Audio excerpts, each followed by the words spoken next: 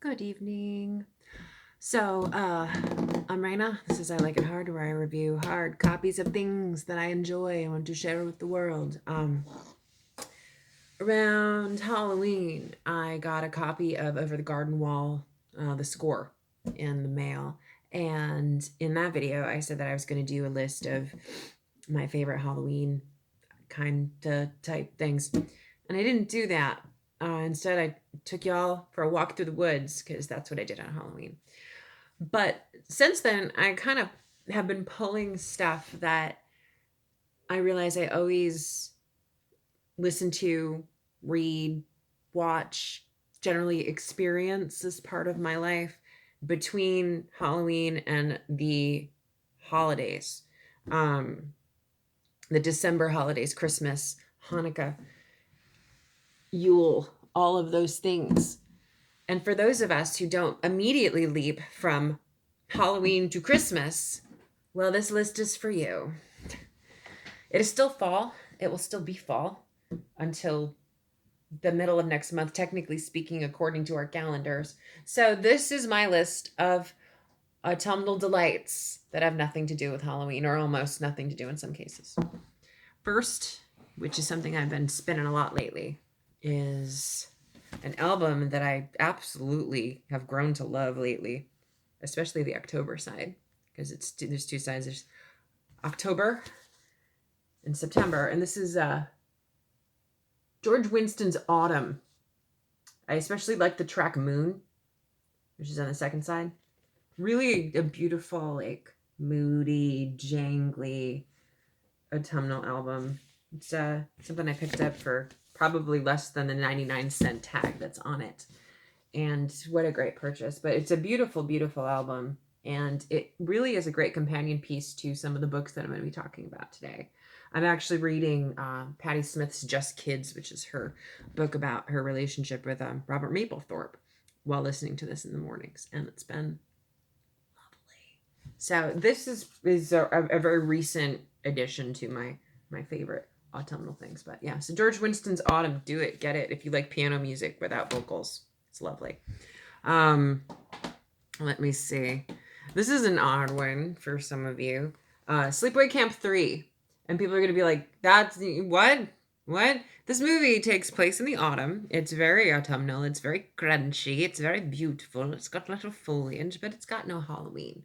And I actually really freaking love this one. It's just it's unfortunately the last in this line, in this continuity of Sleepaway Camp films. But I do wish Pam would come back and reprise her role as Angela. But anyway, that's not the point here. The point is that this is a really disgusting, fun slasher film that takes place in the thick of autumn, and it's one that I get out every year because why not? So horror fans out there, which I know some of you watch my channel, check it out if you haven't already. I don't know how you're a horror fan and you haven't seen Sleepaway Camp 3, but I'm just saying this is one of my staples. So, ka-chunk. I don't have to talk too much about Over the Garden Wall because I talked about that at length in another video, but I could not let this video go by without bringing this out. Over the Garden Wall is a beautiful piece of art, and if you put that on right now, you'll find it's just lovely. It does have a significantly Halloween-y theme, but it doesn't necessarily have to be attributed to that while you're watching it. So yeah, this is definitely right there every year this time. This season, I should say. Richard Matheson's Hell House.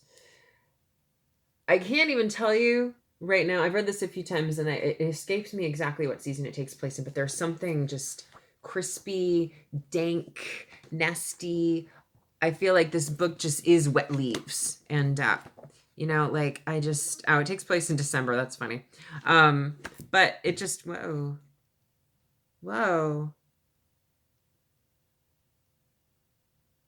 This is interesting. How did I never notice this? I'm not playing here either.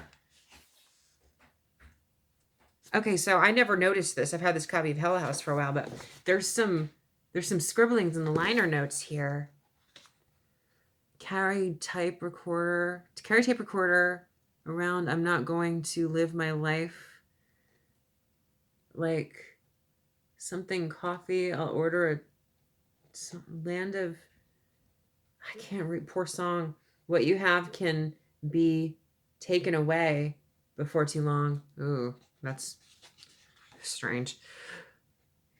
The world would be better off if people tried to do better, if people would do better, if they stopped trying to be better off. For when everyone tries to be better, every day is better off. What? So this is just it's a poem that someone's written in the back of my Hell House book. I really don't remember seeing this in here. I've had this book for years. This is bizarre. This isn't like me playing with you guys. I really just discovered this right now.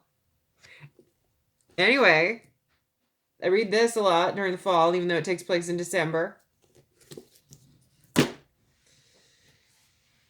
What else do we have? This, I'm not going to go into. If you watch my videos, or if you're starting to watch my videos and you like my videos, I think my longest video is about this film. Home for the Holidays. It's a Thanksgiving movie. This is one of my favorite films in the world. Love this. Done. Little Girl Who Lives Down the Lane. Another great autumnal kind of book. There's a film with Jodie Foster, which I really wanted to like, but I didn't like it that much. This book was great. I really enjoyed this. It was creepy and just... Sorry, I love the way old books smell. It's just a weird thing. If I could have a scent, it would be that. But Little Girl Who Lives Down the Lane is a really fast autumnal read for me, and I've read it a few times now. It's definitely on my top shelf. Another Thanksgiving movie, Pieces of April. This isn't going to be everyone's cup of tea. It's shot in a way where it looks really crappy, and it's very talky, and it's about dysfunction. But it made me really actually like Katie Holmes, which before this film I didn't really give her much mind. But the real selling point here for me is what's his face? Oliver Platt is in this, and he's fantastic. And Patricia Clarkson. I would listen to Patricia Clarkson read the newspaper.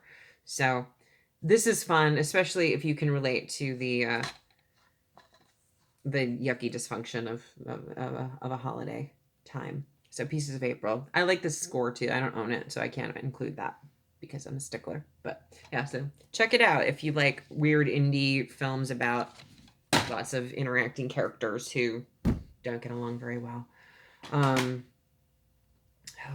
Let's see. The Witch. I don't know why necessarily, but this reeks of joyless autumnal terror to me. It's very stark and not a happy movie by any stretch of the imagination. But really, this one kind of divides people, but I really liked this one, and I do number it amongst my my autumnal selections. I feel like I'm saying autumnal a lot here, but crunchy crunch. Let's see what else we got. PJ Harvey's White Chalk. PJ Harvey's White Chalk with the label that it's still in the plastic from when I bought it in 2007. This album is just, there's something so rotten about it in a good way, in a good way. I don't think an autumn has passed by where I haven't listened to this album. It's beautiful, and it's hard to get through some songs, and she's at this was a really strange, different point for her. It's all piano, and that was not something that she had done before or really since, all piano. There's just something like the end of in the way that everything's dying in autumn, you feel that listening to this album. But I love this album, and as you might know if you've seen my other videos, I love this woman. Oh yeah, White Chalk. Another this is a fun one. It's called What's Cooking. It's a Thanksgiving film. It's one of those it wants to be an Altman film where everyone's like, there's like 6 different stories going on, and they kind of intermingle, but it all takes place on Thanksgiving Day. And it's interesting and fun, and I think that if you're looking for something between Halloween and Christmas to watch, you could do worse. I really enjoy this one. I don't watch it as much as a lot of these other ones, but yeah, check it out. It's fun, and really interesting performances, and some interesting social commentary here. And last but certainly not least is Harvest Home by Thomas Tryon. Thomas Tryon was an actor who turned into a writer who wrote many a book. And the interesting thing about this book pertaining to my little life is that I caught wind of this book on one of those lists that people make of the 10 scariest books I've ever read. Well, I tried reading this book twice, and it did not work for me. I tried again 2 years ago, and I loved it. Absolutely loved it. And it fits the bill with the rest of these books. So put on PJ Harvey's white chalk, saddle up with a candle, cut into Harvest Home. It's a very slow burn book, but I love this novel. The third time I tried reading it, it became one of my absolute favorite books ever. What is that? Oh, it's someone's motorcycle. Anyway, so this brings me to the end of the list, but yeah, I really love Harvest Home by Thomas Tryon. I love his writing, and I'm really glad I discovered him. It's a really interesting character in general, and if you check out his Wikipedia page, it's pretty nuts, the little life that he lived. But I loved this book, and whenever anyone asks, it's so immersive, and he built such an interesting world here. They made a movie, one of those made for TV movies, which I only got halfway through. It just didn't capture the essence of the book for me, even though Betty Davis was in it, and I wanna give it another shot. But yeah, out of everything, I have to say, as much as I love Hell House, this is probably the one I like more out of all the books that I reviewed with you. But yeah, so that's it. I just wanted to do a list that kind of focused on autumn entertainment that didn't focus on Halloween. So those are my picks. There's probably more in my life, but those are the ones that are always at the ready. Well, I hope you guys have a great holiday, and if you celebrate the holiday, and if you don't, then I hope you have a nice day. That's it. I thank you guys who watch these things and watch me talk about things. And it's nice to know that, I'm kind of partaking in some kind of community here. I don't know.